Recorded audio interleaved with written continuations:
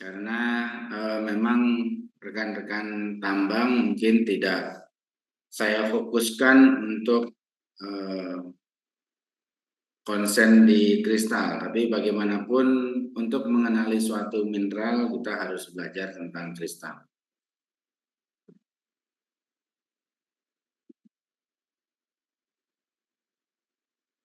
Oke, ini kemarin sudah kita bahas mengapa seorang ahli tambang, ya. Saya yakin di sini cita-citanya jadinya karena sudah ngambil pertambangan ya mau jadi ahli tambang, ya. Kemudian karena mineral merupakan penyusun utama atau pembentuk utama kerak bumi, maka kita harus belajar juga, dipaksa belajar juga tentang mineral. Walaupun nanti di lapangan rekan-rekan tambang banyak dibantu juga oleh dari geologisnya. Jadi bumi kita kemarin kita fokus pada litosfer. Litosfer itu terdiri dari mantel atas dan kerak. Dan kita banyak fokus di kerak, ya, sebagai di mana kerak itu tersusun dari batuan dan batuan tersusun oleh mineral, sehingga kita belajar tentang mineral. Nah, kemudian mineral itu memiliki nilai yang sangat strategis dan penting bagi kehidupan manusia, di mana hampir setiap hari kita memanfaatkan segala sesuatu dari mineral. Misalnya dari penggunaan botol, piring, gitu ya, di rumah kita, kendaraan, kemudian bahan rumah. Nah, itu dari mineral, kemudian karena sedikit sekarang yang menggunakan kayu, ya. Jadi semua serba mineral, kayunya sudah sedikit. Jadi tadinya mungkin ada kusen, jendela yang dari kayu, kemudian tiang banyak dari kayu, tapi sekarang sudah diganti beton yang bahan dasarnya mineral. Kemudian kita sudah nggak bisa lepas dari gadget. Gadget kita merupakan kumpulan dari mineral, di mana di sana dipakai silika, kemudian plastik, ada besi, kemudian ada litium, baterai di baterai, gitu ya, ada silver, ada gold.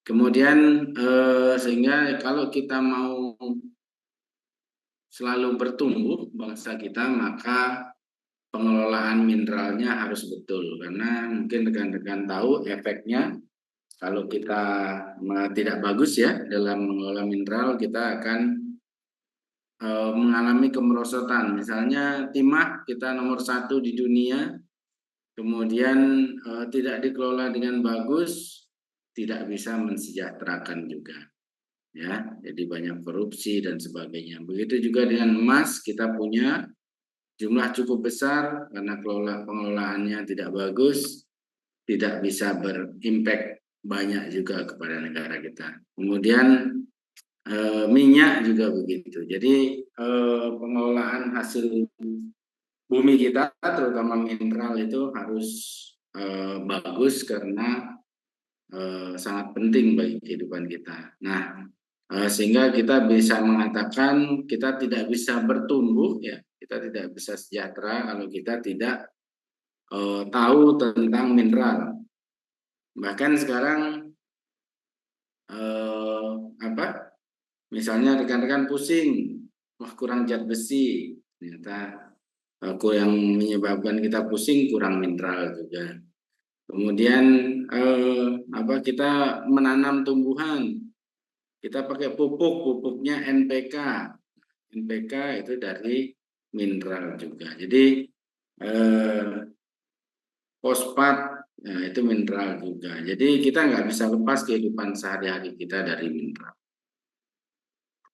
Nah, kemudian mineral juga sangat bermanfaat, ya, bagi industri. Tadi industri, ketika kita sebut mineral industri kalau kita gunakan di kehidupan kita sehari-hari. Ada juga mineral yang selain di industri, ya juga sebagai hobi. Misalnya ada banyak ibu-ibu suka pakai emas, perhiasan yang besar-besar gitu ya, itu dari mineral. Kemudian ada kita juga senang memakai jam, senang memakai perhiasan, ada yang pakai batu akik, ada yang pakai cincin gitu ya, besar-besar. Nah, itu dari mineral juga. Nah, itu yang sebagai hobi, tapi ada juga sebagai industri. Nah, jadi walaupun semuanya sudah terlihat man-made gitu ya, buatan manusia, tidak natural, tapi bahan dasarnya masih mineral, merupakan mineral yang inorganik ya. Jadi material itu terbentuk alamiah, mineral ya, dia terbentuk alamiah, anorganik, komposisinya homogen, bentuknya padat, kemudian memiliki komposisi kimia tertentu dan kristal tertentu. Nah, ini definisi dari mineral, dan kalau kita apa sudah gunakan, kemudian mineral itu kita ekstrak gitu ya, kemudian kita gunakan di kehidupan kita sehari-hari. Nah, itu kita sudah memanfaatkan mineral. Nah, untuk salah satu ciri dari mineral itu, ya materialnya itu mempunyai packing yang khas, gitu ya. Jadi dia punya merupakan satu kristalin material, ya. Kalau kristalin itu dia punya bentuk tersendiri, gitu. Jadi tidak acak, bentuknya teratur. Misalnya kita dapat kristal kuarsa yang besar, nah, atau kristalin ya yang kuarsa gitu, itu bentuknya teratur. Jadi misalnya seperti metal, keramik gitu ya yang dipanaskan dalam suhu tinggi, nah itu bentuknya bentuk dari karakteristik fisik internalnya menjadi teratur. Dan beberapa polimer juga dibuat demikian. Nah, sehingga kita kadang-kadang mendapatkan silika atau kuarsa atau SiO2 itu yang merupakan ikatan Si dan 2O. Nah, itu dalam bentuk kristal, tapi kadang-kadang dia tidak selalu dalam bentuk kristal yang kristalin ya. Jadi kristal yang kristalin itu mempunyai bentuk kristal tertentu. Kadang-kadang dia juga karena struktur yang sangat kompleks, dia menjadi metamik gitu ya. Dan atau karena pendinginan yang cepat, dia tidak bisa membentuk suatu kristal yang sempurna karena keburu dingin. Nah, itu sehingga kita sering menemukan SiO2 itu juga dalam bentuk tidak kristalin, tapi dalam bentuk gelas-gelas gitu ya. Jadi bentuknya amorf. Nah, ini yang walaupun unsurnya beda, dia bentuknya bisa walaupun unsur dan senyawanya sama, bentuknya bisa berbeda. Dia bisa berupa murni mineral atau dia merupakan gelas gitu ya. Nah, seperti ini misalnya. Jadi kalau yang obsidian itu kristalin, kristal atau amorf? Amorf, Pak. Obsidian. Kristalin, Pak. Kristal, Pak. Kristal, kristalin, kristal, polikristalin atau amorf? Ayo.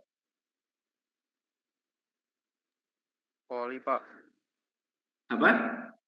Polikristalin. Polikristalin. Ada tadi yang jawab kristal. Kira-kira apa?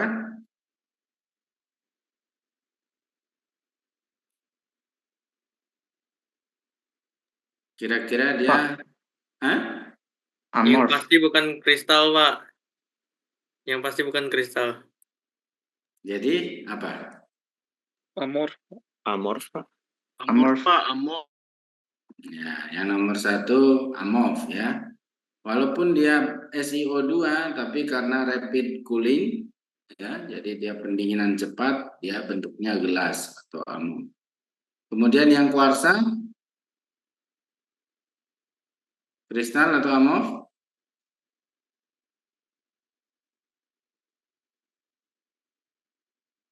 Ayo, kristal atau AMOF? Kristal, Pak. Yuk, ada pendapat lain? Bisa kristal, bisa amorf, Pak. Kenapa? Kalau dia eh kalau dia tergantung bentuknya pokoknya, Pak. Yang ini, yang digambar. Kalau dia Kalau yang di slide apa kuarsanya? Kristal, ya. Jadi kalau yang di slide seperti ini bentuknya jelas, ini kristal. kalau yang amorf ada contohnya nggak, Pak? Ya, Biar jadi perbandingan yang dalam bentuk amorf. ini yang obsidian ini amorf. Yang kuarsanya, Pak. Jadi perbandingan gitu, Pak. Kalau Antara yang kuarsa, berbentuk kristal sama yang amorf. kuarsa yang amorf itu biasanya dalam bentuk quartzite ya. Jadi kalau dia sudah termetamorfkan, dia terkompakkan, mengalami suhu dan tekanan yang tinggi, itu dia akan menjadi kuarsa amorf. Terus galena, ini ada 2 galena. Kalau yang atas kira-kira kristal atau lain, polikristalin atau amorf? Yang galena yang atas kristalin, Pak. Polikristalin ya. Jadi dia ada satu tempat kemudian kristalin. Kalau yang galena yang bawah kiri? Kristal ya, Pak. Kristal. Kalau yang opal? Opal itu ada yang tahu nggak? Opal itu apa?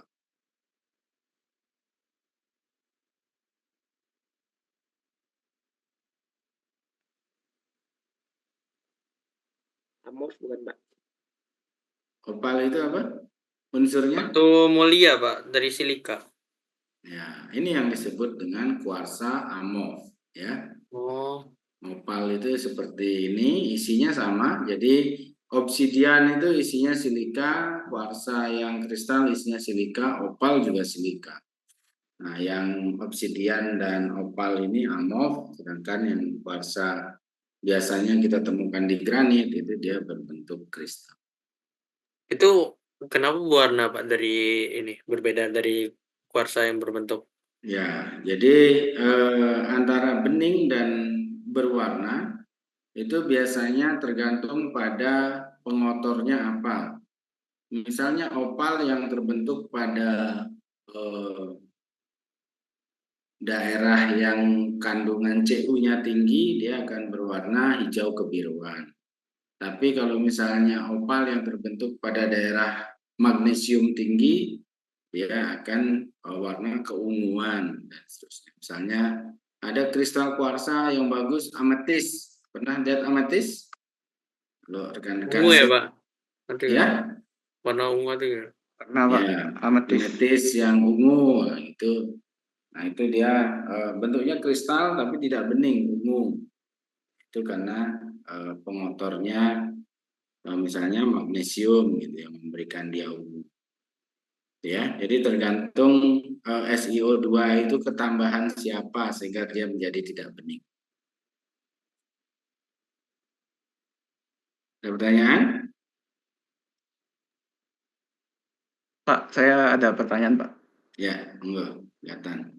Untuk membedakan kristal, polikristalin sama amorf ini secara fisik ya. Kan kalau secara kimia dia dari struktur kimianya tadi, Pak. Kalau secara fisiknya dia gimana cara bedainnya, Pak? Amorf kristalin sama polikristalin tuh. Ya, jadi tadi kalau kita lihat di sini, kalau dia eh, kristalin, ini selalu teratur, heksagonal, heksagonal semua, tetragonal, tetragonal semua. Ikatannya jelas gitu, ininya. Apa? Susunan SiO2-nya itu jelas di dalam bentuk fisik. Ya dia misalnya bentuk kristal mineral kuarsa itu misalnya tetragonal, ya dia bentuknya ideal tetragonal. Ya. Jadi kalau misalnya ada kuarsa yang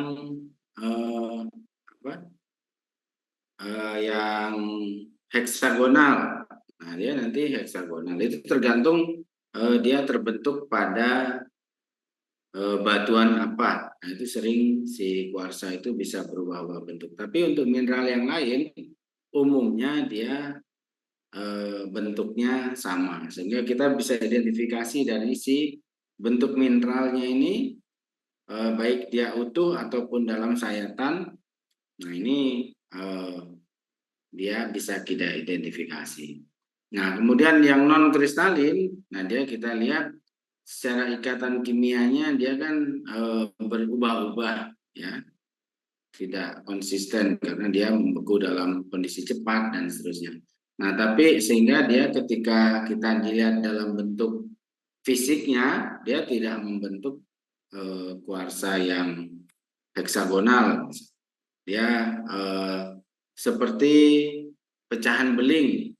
Nah itu kan amorf, itu pecahannya konkoidal. Tapi kalau dia kristalin, pecahannya akan mengikuti batas-batas kristal. Ya. Nah kalau yang polikristalin itu dia umumnya kan agregat, ya. Jadi dia kristal tapi banyak sehingga dia berkumpul menjadi satu gitu, kristalin tapi yang banyak kristal, tidak single kristal yang besar. Gitu, Gata? Baik, Pak. Berarti kalau disimpulkan tuh secara fisik, kalau misalkan kristalin tuh dia bentuknya lebih teratur ya, Pak. Jadi yang Ya, kayak ini gini nih dia kuarsa punya tadi ada heksagonal. sistem kristal yang bisa kita kenali bagus. Nanti kita lihat di lab. Mungkin saya juga pernah tunjukkan ya, ada kuarsa yang bagus sekali. Kemudian obsidian itu kan sebenarnya kuarsa juga yang membekunya sangat cepat ya. Nah, dia bentuknya gitu, tidak ada bentuknya, kalau dipecahkan kayak apa ya dia kayak kaca gitu semua. Nah, itu dia amorf. Begitu juga dengan yang lain, ada yang sering hadir polikristalin itu misalnya biotite, kemudian pirit gitu ya. Nah, itu sering polikristalin dan kristal. Pak, Baik, contoh Pak. lain Terima yang kasih, Pak. pendinginan cepat gimana, Pak? Selain obsidian yang termasuk amorf yang secara pendinginan cepat itu, Pak. Umumnya kalau misalnya dia pendinginan cepat itu kan lelehan silika ya, Ya, Pak, silikat. ketika Nah beku dia cepat. jadinya akan ke obsidian itu kan sangat cepat. Tapi ada misalnya kita mendapatkan di basalt, di riolit atau di andesit gitu ya, yang mungkin kalau nanti rekan-rekan ke lapangan lihat lava bantal.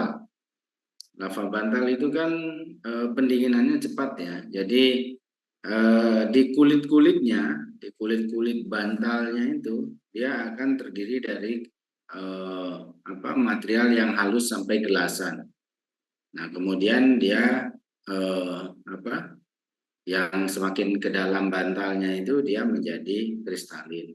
Atau kalau misalnya rekan-rekan pernah lihat abu vulkanik, kalau ada yang pernah tahun 2014 kalian udah lahir belum? Sudah, Pak. Udah ya. Kalau yang 2014 sudah lahir itu pernah ada letusan Gunung Kelut yang besar sekali ya, yang abu vulkaniknya sampai di mana-mana. Nah, itu kalau kita lihat di bawah mikroskop itu bentuknya runcing-runcing kayak pecahan gelas kecil-kecil sekali. Itu namanya vitrik ya. vitrik glass. Nah itu merupakan hasil pembekuan sangat cepat di udara. Jadi ketika dia dilontarkan ke udara, dia menjadi sampai sekecil debu gitu, abu gitu. Nah, ketika di bawah mikroskop dia akan menjadi vitrik gelas-gelas kecil. Itu karena pembekuan yang cepat. Jadi enggak bentuknya kuarsa langsung kristal. Misalnya kotak-kotak atau heksagonal enggak bisa dia, karena dia ketika dilemparkan cair ke udara dia langsung membeku dalam bentuk seperti tetes-tetesan air mata, tapi halus sekali bentuk gelas. Gitu? Ada pertanyaan lagi? Selain tadi AMOF itu juga bisa nanti terbentuk di hasil kompresi dan suhu tinggi. Ya. Oke, ini yang mungkin tidak harus terlalu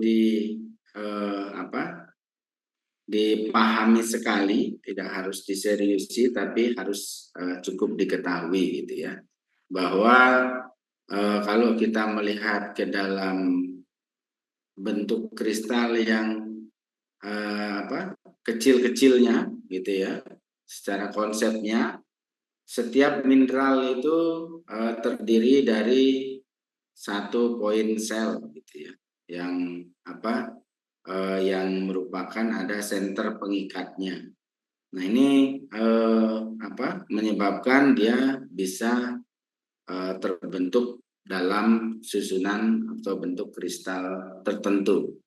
Nah jadi nanti mungkin di praktikum kita sempat di lab mempelajari ada berapa bentuk kristal, dan kalau misalnya kita potong di sayatan tipis dia akan menjadi seperti apa. Misalnya ini satu kristal gitu ya, kita punya kristal phase misalnya seperti yang di bawah ini, batuan gambar mineral yang di bawah kan dia ada bentuk kristalnya gitu ya. Nah ini suatu bentuk kristal itu terdiri dari tergantung besar kristalnya, terdiri dari kumpulan senyawa-senyawa yang membentuk satu ikatan tertentu sehingga dia menjadi bentuk kristal. Mungkin ini salah satunya, misalnya kuarsa, kita punya kuarsa yang ideal seperti ini ya di lab. Jadi ini adalah single kristal yang besar. Dia komposisinya idealnya kristalnya seperti ini. Jadi dia terdiri dari SiO2, senyawa-senyawa. Kemudian senyawa-senyawa itu tersusun dalam suatu bidang-bidang. Ya. Dia tersusun dalam satu bidang-bidang, masih saling mengikat sehingga strukturnya yang terdiri dari basis dan latik. Jadi susunan latisnya itu atau lempengannya itu, nah itu diisi oleh basis-basis dari ikatan kimia dari unsur penyusun mineral itu ya. Nah jadi ini definisi aja. Jadi apa itu polihedral, apa itu kristal gitu ya. Nah jadi kalau kita belajar kristal itu kita kembali ke belajar bangun ruang matematik ya. Matematika kita yang matematika itu setiap misalnya dulu SMA atau SMP kita belajar bangun ruang, kemudian setiap kalau kita cacah bangun ruang itu kita isi dengan senyawa, maka dia akan menjadi bentuk kristal tertentu. Dia secara geokimianya dia akan membentuk suatu mineral. Nah, jadi kalau kita lihat mineral itu adalah satu bentukan luar dari susunan kimia yang ada di dalamnya, ya. Nah, misalnya seperti ini. Jadi suatu mineral tadi bentuknya misalnya seperti ini, ya segi 4, sebenarnya segi 8, tapi ada kecil gitu ya. Nah, dia memiliki kita, kalau misalnya kita tarik ada sumbu X, Y, Z gitu ya. X, Y, Z.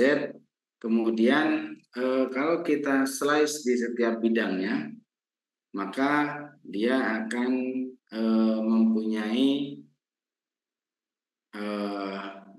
sifat-sifat tertentu. Misalnya ketika kita slice di depan gitu ya, misalnya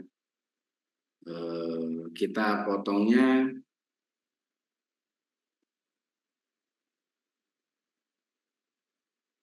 ini, mengikuti bidang ini kita potong ya.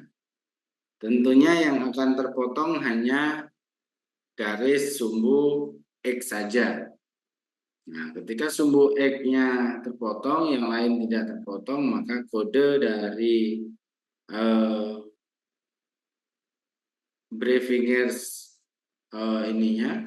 indeksnya adalah yang memotong X itu 1, karena tidak memotong Y itu 0, Z itu 0. Ini yang kita sebut dengan kode Miller Index ya. Jadi kalau dia memotong X dan memotong Y, misalnya bidang yang miring ini, nah maka kode indeks Millernya dia menjadi potongan X, potongan Y, potongan Z-nya 0, karena dia tidak memotong Z. Tapi kalau misalnya kita lihat di permukaan di sini, nah ini dia hanya memotong Z saja, X dan Y-nya tidak dipotong, maka kodenya jadi 001. Nah kemudian kalau dia miring semiring dan memotong X-nya dipotong, Y-nya dipotong, Y-nya, kemudian Z-nya dipotong, dia jadi kodenya 111. Inilah yang kita sebut dengan Miller Index ya.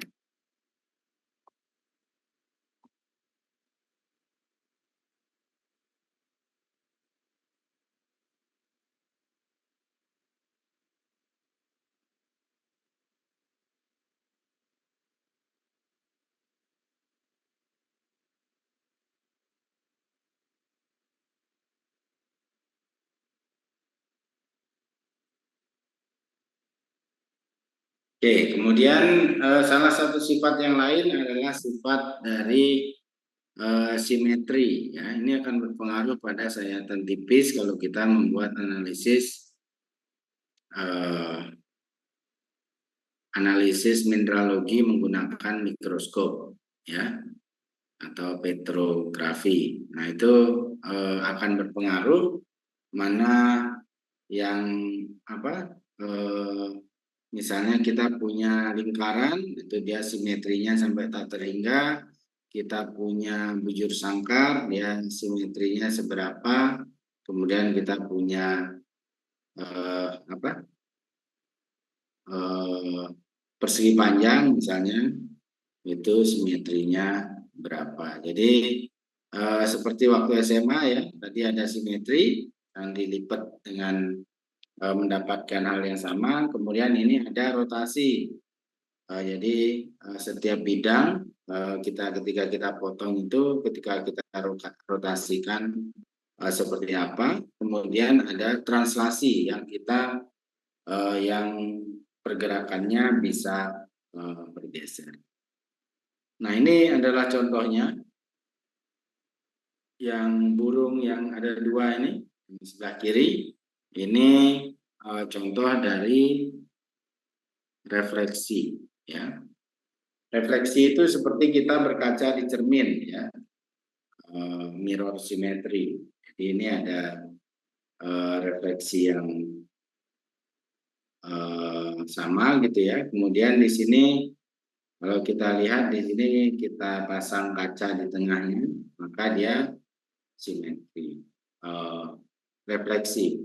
Kemudian rotasi, kalau dari sini kita ambil misalnya titik sini 1, 2, 3. Nah ini dia selalu posisi sama walaupun di rotasi. Kemudian ini translasi, ini berpindah-pindah tapi masih tetap konsisten gitu ya. Nah, ini yang tipe-tipe dari simetri. Nanti di mineral juga kita lihat mineral apa yang punya simetri.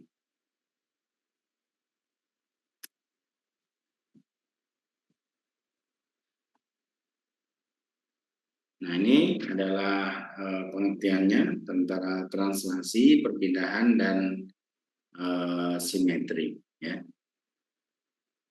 Ini adalah contohnya, contoh sistem kristal yang terbentuk dari basis dan latis tadi. Jadi ini bentuknya. Kemudian ini adalah basic simetri dan operasi dasar simetri, yaitu ada pusat simetrinya di mana, mirror simetrinya gitu ya, rasional simetrinya, kemudian rotoinvarsinya seperti apa. Misalnya ini contoh dari simetri ya. Jadi ketika kita punya huruf O, dia punya berapa simetri, H berapa punya simetri. Nah, ini dan seterusnya.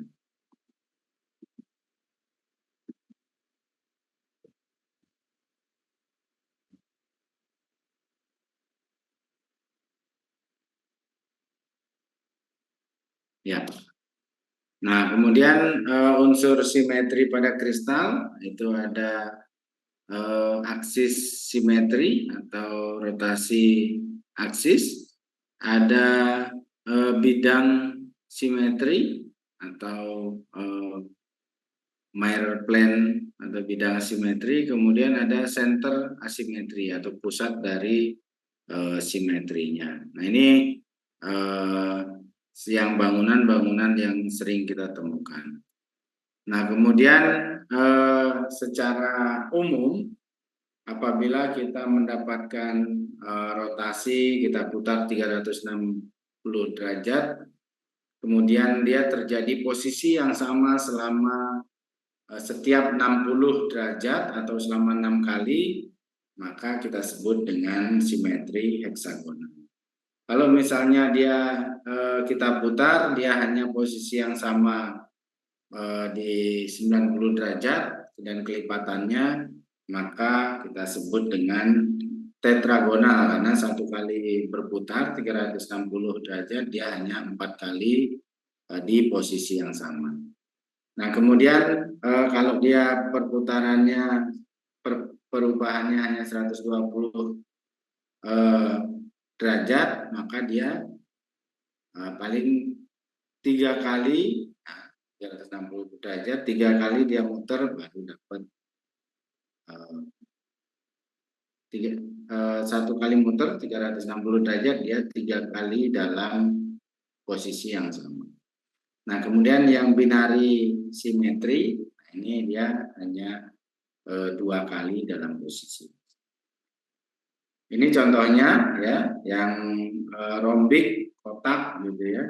Kemudian yang tetragonal ini ketika kita putar tadi dia 4 kali dalam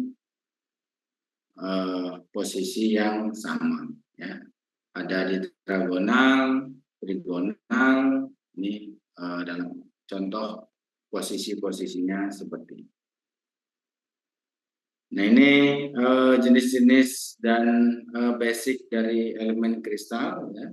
Ada yang 360 derajat, kemudian ada yang 80 dan sampai 60 gitu. Nah, jadi ini aksisnya. Kemudian tadi kita lihat mirror plane ya. Jadi kalau seperti pada kubus kita pelajari, ini ada bidang mirrornya, ada yang horizontal, ada yang vertikal, ada yang diagonal gitu ya. Nanti itu bisa dilihat dari mikroskop, dia berapa kali mengalami kembaran yang sama. Nah, ini misalnya contohnya ya, ini oleh Miller, makanya namanya indeks Miller. Nah, ini setiap bidang itu memotong apa saja. Misalnya ini kalau kita lihat kan semua karena dia miring ya, semua bidang atau semua sumbu dipotong sehingga hampir semua bidangnya kodenya indeks Miller-nya 111. Ya. Nah, ini yang 001 tadi, yaitu bidang yang hanya memotong satu sumbu saja. Jadi kadang dia hanya sumbu X yang dipotong sehingga 100. Kalau hanya sumbu Y yang dipotong itu 010. Kalau hanya Z yang dipotong itu 001. Nah, ini contohnya kalau dia hanya memotong sumbu Z 001, dia hanya memotong sumbu X 100, dia memotong sumbu Y 010 dan seterusnya ya. Jadi ini bisa rekan-rekan lihat dan pelajari ya. Nah, ini adalah step untuk menghitung indeks Miller. Ini contohnya ya, contoh perhitungannya seperti ini. Nah, kemudian center dari simetri ya. Jadi kalau kita punya satu bidang simetri, jadi center simetri itu adalah titik tengah yang dia paling sering mengalami posisi yang sama apabila diputar 360 derajat dari lokasi itu gitu ya, dari titik itu. Nah, itu namanya center dari simetri ya. Nah, ini contoh center dari simetri bisa dilihat nanti ya. Nah, ini adalah untuk agak lebih sulit ya daripada si indeks Miller, yaitu Hermann Mogen mengenai kode-kode dari ini. Tapi Hermann Mogen ini banyak digunakan di analisis XRD ya. Jadi dia berapa Armstrong yang energi-energinya. Nah, ini banyak digunakan di XRD. Nah, ini salah satunya. Jadi bentuknya hampir seperti ini ketika kita dapat sistem kristal kuarsa. Nah, ini unit sel atau basis dan latis yang terbentuk di dalamnya. Nah, ini sistem kristal.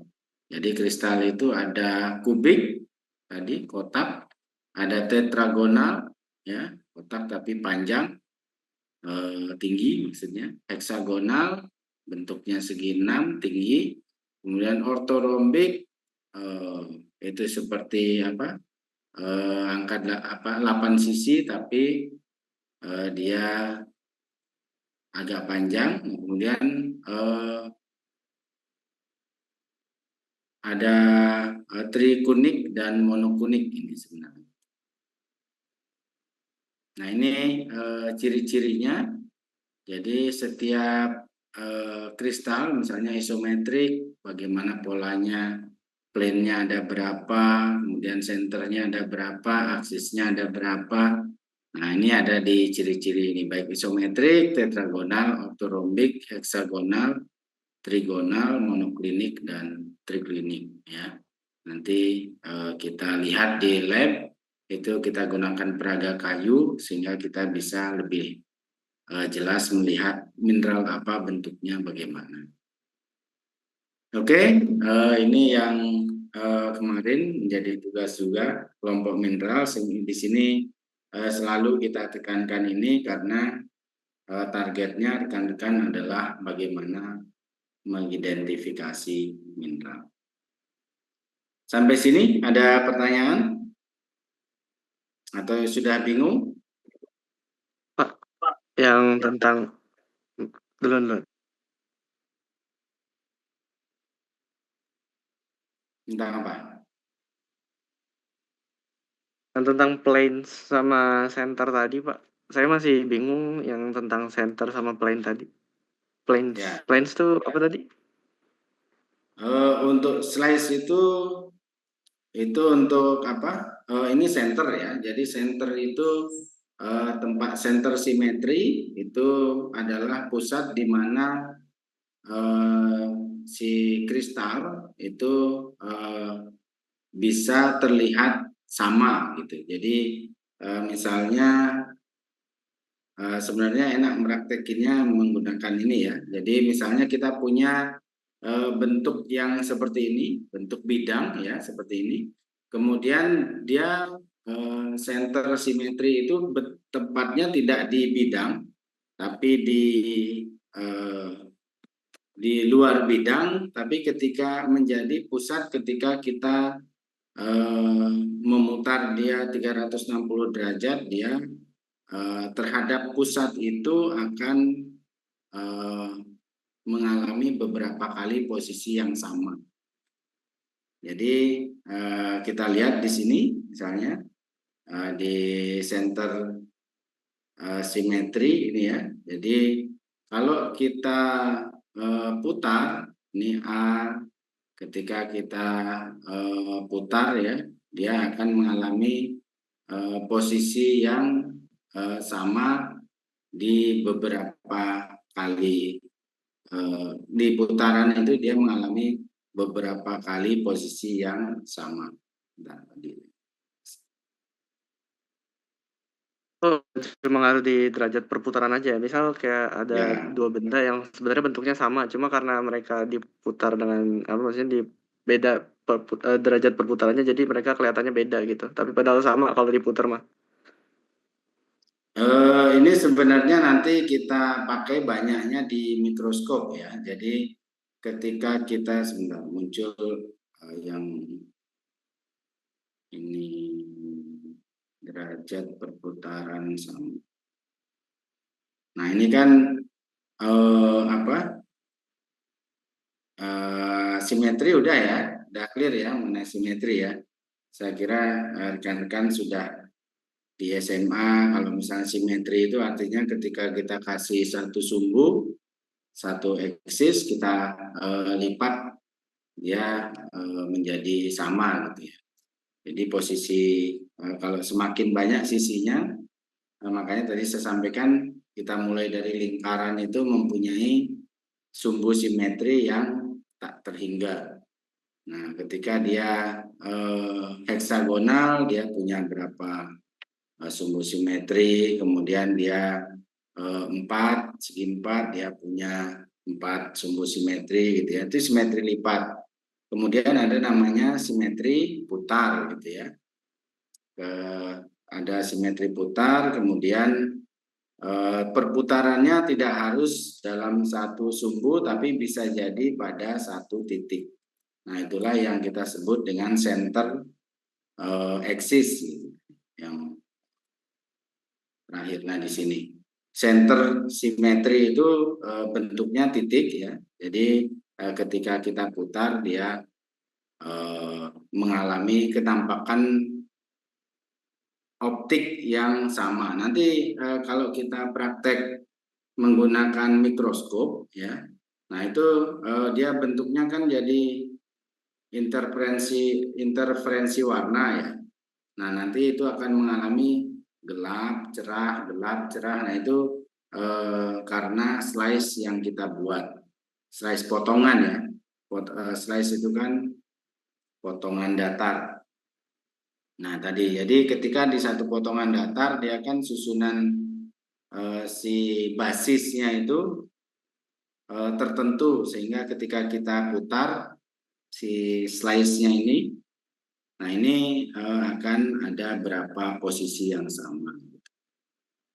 Nanti coba kita mudah-mudahan sempat ya kita belajar menggunakan mikroskop sehingga misalnya satu mineral tetragonal dia mengalami berapa kali posisi yang sama. Tidak harus bentuknya, kita tidak bisa melihat selalu ideal bentuknya, tapi dia akan sifat kristalnya akan terlihat dari penggelapan cahaya yang dibuat di mikroskop polarisasi, gitu ya. Nah, ini ada yang center axis yang berpengaruh, center dari simetri yang berpengaruh. Nah, ini nanti di praktek mudah-mudahan kita sempat menggunakan mikroskop. Identifikasi ini, indeks Miller, kemudian Maugin itu nanti bentuknya di XRD, tapi indeks Miller ini kita akan praktekkan bisa menggunakan mikroskop. Jadi misalnya kita potong si biotit dengan memotong sumbu X-nya, nah dia akan terlihat seperti apa.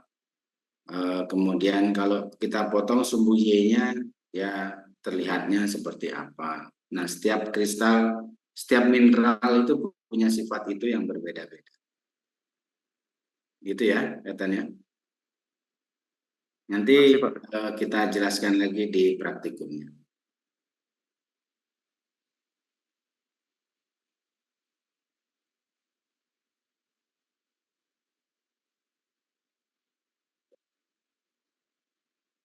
Oke, ada lagi? Pak, izin bertanya, Pak. Ya. Salah satu kegunaan dari simetri tadi, indeks Miller itu untuk apa, Pak? Apakah untuk mengetahui jenis mineral atau untuk apa, Pak? Ya, jadi kan kita punya, nah dari contohnya, setiap mineral itu punya aksis dan punya basis dan latis ya sendiri-sendiri, sehingga dia akan membentuk sistem kristal tertentu. Nah, seperti ini misalnya. Jadi bentuk kristal itu, masing-masing mineral itu ada yang bentuknya rombik, ada yang bentuknya tetragonal, ada yang bentuknya ditetragonal, ya. Di tetragonal itu dia sebenarnya tetragonal, yang tetragonal itu kan segi 4, dia jadinya segi 8 gitu ya. Kemudian dia trigonal atau ditrigonal gitu ya, atau heksagonal atau diheksagonal. Nah, ini adalah bentuk dari setiap mineral. Nah, setiap bentuk mineral ini kalau kita potong di sayatan tipis, kita akan kenali dari tadi berada berapa dia sumbu simetrinya. Nah, itu yang kita bisa kenali dari sumbu simetri. Karena yang kita lihat di mikroskop, kita tidak akan bisa melihat ini, yang atas ini. Kita tidak akan bisa melihat dia apakah dia rombik, tetragonal, trigodi tetragonal. Nah, ini kita tidak bisa melihat. Yang bisa kita lihat itu yang paling bawah, section. Jadi kita melihat section dia curve-nya. Rombik itu kita lihatnya cuman kotak aja segi 4. Kemudian tetragonal itu kita melihat kotak aja, bujur sangkar gitu ya. Kemudian tetragonal, nah ini yang kita lihat sehingga kita yang kita ketahui hanya bentuknya ini, dan ketika misalnya bentuk ini sudah tidak ideal, misalnya di batuan kan tidak selalu ideal ya. Ketika dia tumbuh dia sebenarnya begini bentuknya, tapi dia terpotong misalnya, terpotong miring. Nah, tapi sifat mineralnya tetap sama. Jadi ketika kita putar 360 derajat, dia berapa kali akan mengalami gelapan.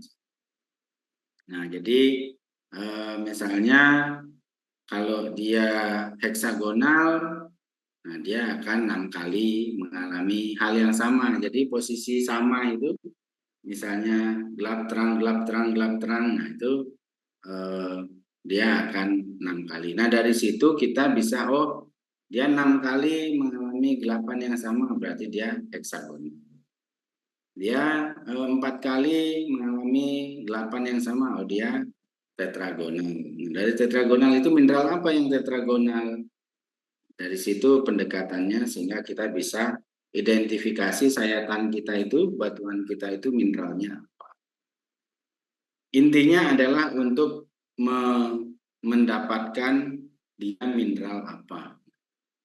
Kalau misalnya rekan-rekan ada yang sudah terbiasa, misalnya para petrologis, oh ini nggak usah diputer juga tahu kalau ini kuarsa misalnya. Kalau ini misalnya si biotit, nah itu sudah terbiasa. Tapi kalau misalnya nggak yakin, wah ini kok interferensinya sama semua ini. Nah kita menggunakan gelapan sehingga kita yakin bahwa oh ini kristalnya heksagonal, pasti mineral ini nih. Ya, gunanya seperti itu. Ada lagi?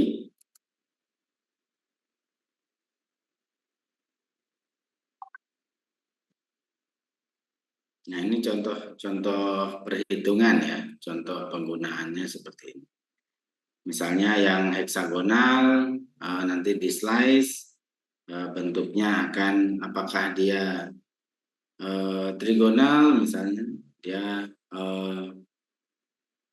lipatannya tiga kali gelapannya, nah itu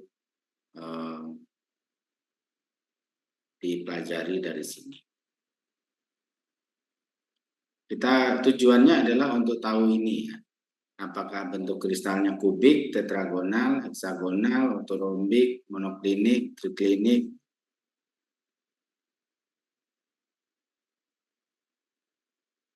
Ini sifatnya ya.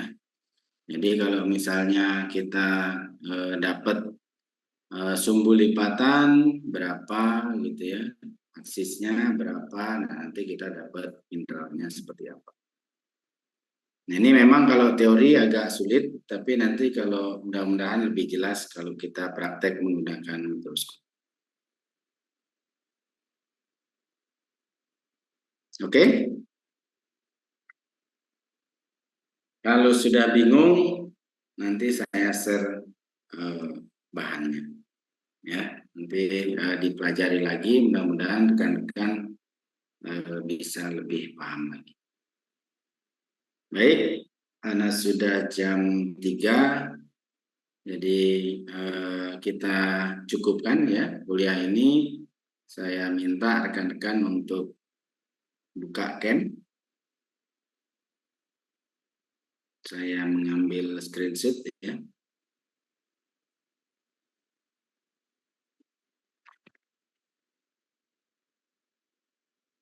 Ayo yang belum buka, Zidan.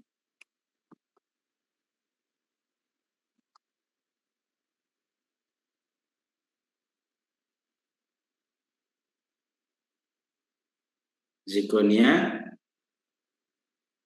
Regio, tadi ada, sekarang nggak ada.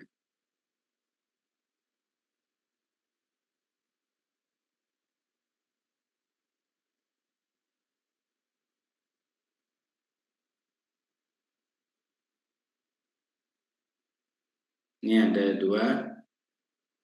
Ayo, Dede, Akmal, mana?